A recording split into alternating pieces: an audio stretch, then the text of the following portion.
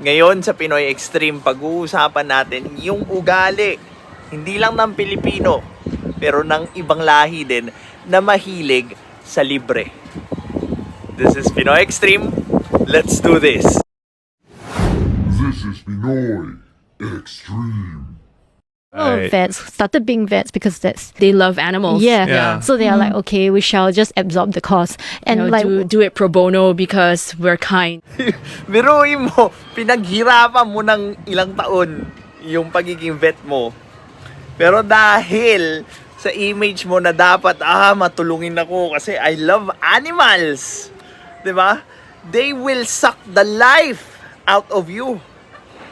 Papatayin nila yung pangkabuhayan mo din na akala nila hindi mo kailangan ng pera para mabuhay. A lot of people go into vet school because they love animals. Yeah. And then when you come out, you realize your clients, when they come and see you, they'll say things like, "But you love animals, right? You should give me a discount. Why can't you spay my cat for free?" Or something like that. Right. You won't find a mechanic coming and telling you, "You love Mercedes-Benzes. So you should fix my car for free." for free, right? It just Ano ang ibang forms ng ganyang klaseng pagpapaawa para makakuha ng libre?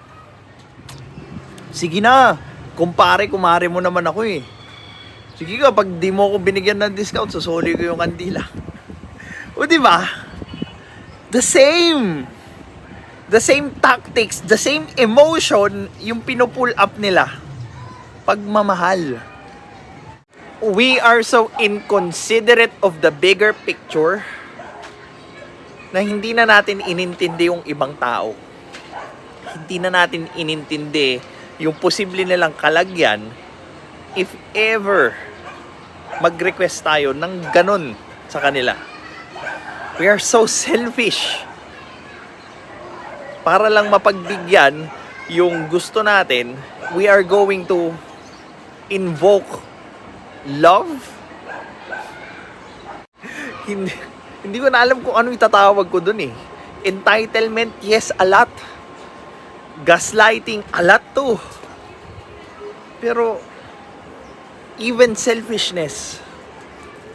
Ang taas ng selfishness natin na ang inisip lang natin is yung sarili natin, 'di ba? Para maka-discount tayo, pero hindi natin inisip yung other parties na pwedeng tamaan ng mga gusto natin. And that's how people are growing nowadays, and that's how they think society works. Kaya tamo kung sino pa yung mahihirap, sino pa yung entitled sa sobrang tulong.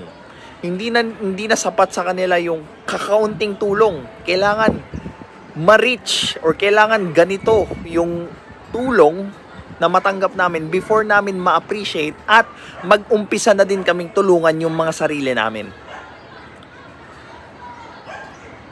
One of my hopes in creating this channel is to make people realize that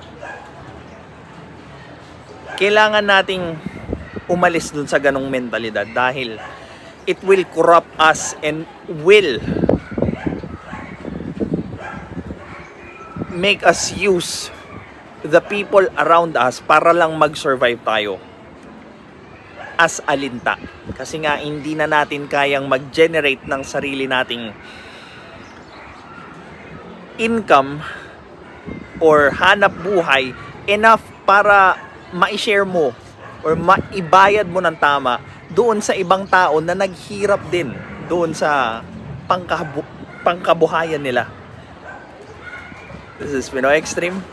Have a good day.